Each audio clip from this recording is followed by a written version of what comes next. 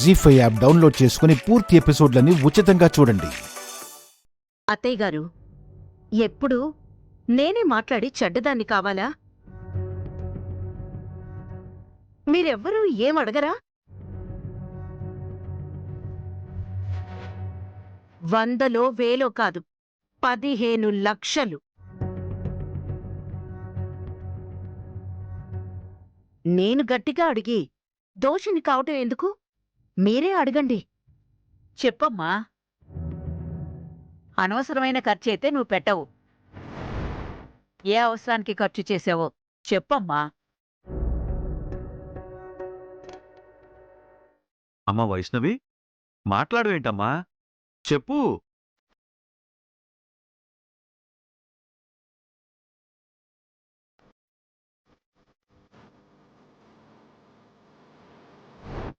ఎలా చెప్పాలో అర్థం కావట్లేదు మావయ్య. కారణం తెలిసేగా ఖర్చేశావు, అర్థం కాకపోవడం ఏంటి? మీ పుట్టింట్లో డబ్బు అవసరం ఏమైనా వచ్చి ఖర్చు చేసావమ్మా? అంత అవసరం అమ్మా నాన్నలకేం లేదు. మరి ఏం చేసావో చెప్పవే. ఖర్చు సరైందైతే నిన్ను ఎవ్వరూ ఏమనరు వదినా. చెప్పు. చెప్పు వైషు, ఎందుకు అన్నిసార్లు అడిగించుకుంటావు? ఎందుకు అందరూ ఇలా ప్రశ్నించడం?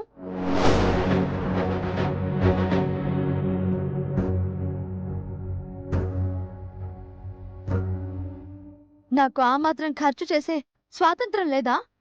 హక్కు లేదా?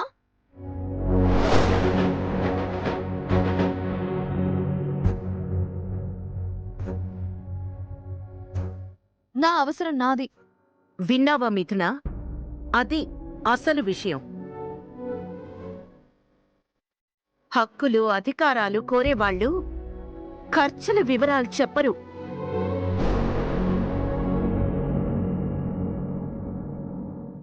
పైగా నా అవసరం ఎందుకు చెప్పాలి, స్వతంత్రం లేదా అని ప్రశ్న. ఏమత్తయ్య గారు, ఇది కరెక్టేనా? ఏమక్క, నీ కోడలు అడిగింది సమంజసమేనా?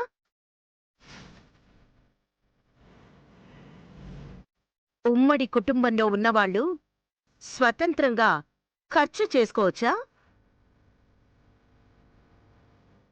నేను కాపురానికొచ్చి 30 ఏళ్లు దాటుతోంది. బావగారు ఉన్నప్పుడైనా వారి తర్వాతైనా మొత్తం పెత్తనం నేనే చేశాను. ఎప్పుడైనా ఇలా మాట్లాడానా?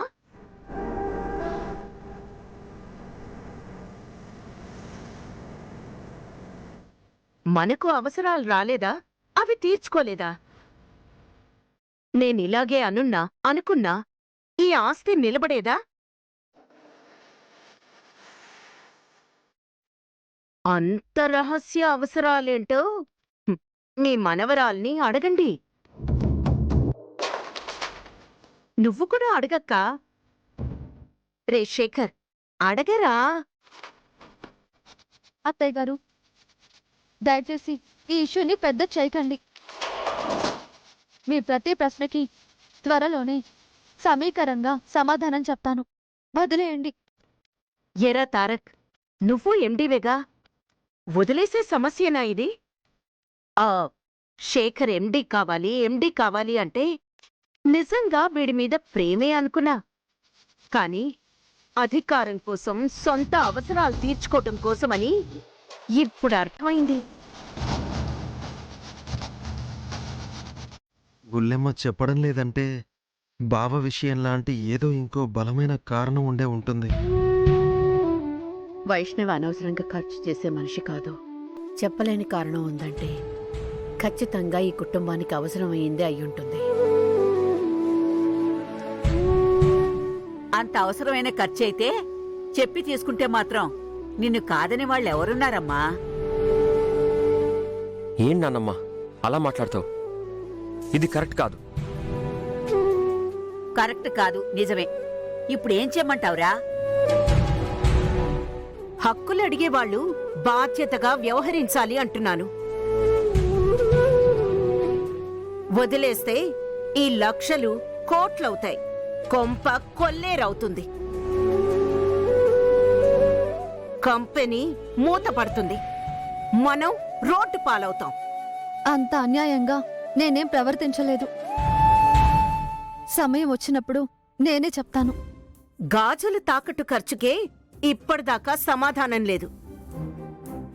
హ, ఇంకా దీనికెప్పుడు సమయం రావాలో.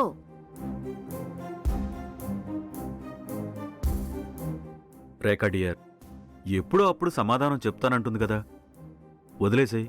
ఆ సమర్థించండి, సంసారం వీధిన పడేదాకా సమర్థించండి.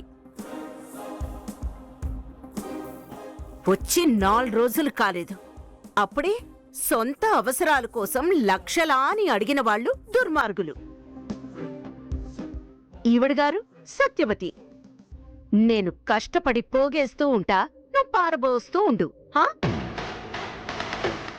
బాగోలేదు వైషు, ఇది అస్సలు బాగోలేదు.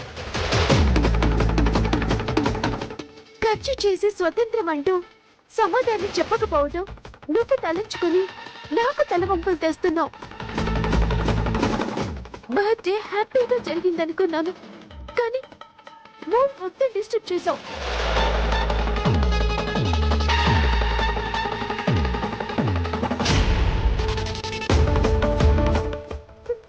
నా సంతోషాలు దూరం చేయటమే నీ ధ్యేయంలా ఉంది.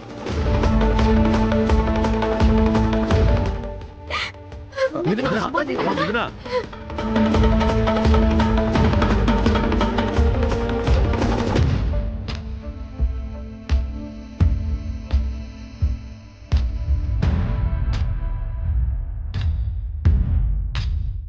ఇది కదా నాకు కావాల్సింది.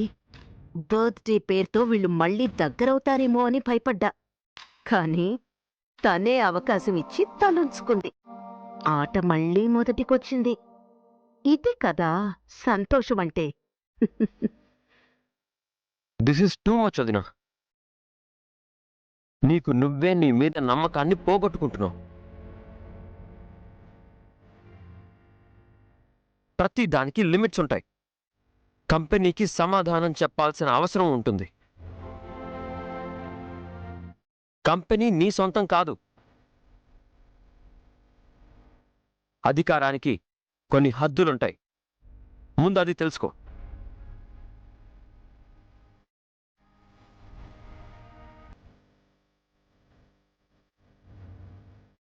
ఇది క్లాస్ అంటే. వైష్ణవి, ఇలా బుక్ అవుతూ ఉండు. నాకౌట్కి పెద్ద సమయం పట్టదు. జీ5 యాప్ డౌన్లోడ్ చేసి అన్ని ఎపిసోడ్స్ పూర్తి ఉచితంగా చూడండి.